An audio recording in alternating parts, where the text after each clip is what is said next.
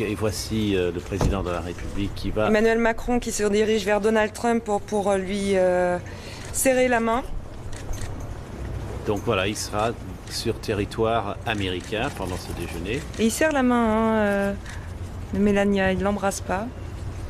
Alors qu'on a pu voir à travers des différents voyages que le président américain et sa femme ont réalisé qu'elle avait tendance à embrasser facilement les chefs d'État ou les épouses des chefs d'État. Oui. Emmanuel Macron qui semble vouloir garder une distance. Normalement, c'est réglé d'avance, ce genre de détails.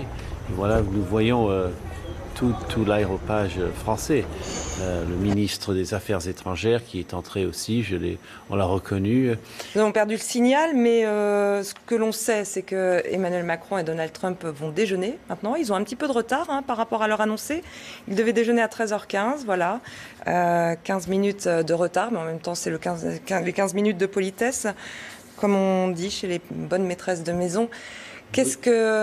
Ils vont s'entretenir en anglais, puisqu'Emmanuel Macron parle bien l'anglais. On imagine qu'il n'y aura pas d'interprète. Et même Jean-Yves Le Drian ne le parle pas trop mal. Donc ça va pouvoir se faire de manière rapide, parce que, évidemment, utiliser un interprète, ça ralentit. Mais ça donne aussi un avantage, on a le temps de réfléchir pendant que parle l'interprète. Donc ce n'est pas nécessairement quelque chose de mauvais. Mais bon, ils vont pouvoir échanger directement et franchement. Et là, quand même, il y a toute l'équipe française qui est là. Donc, c'est vraiment, on va faire du travail très sérieux et on va prendre des notes.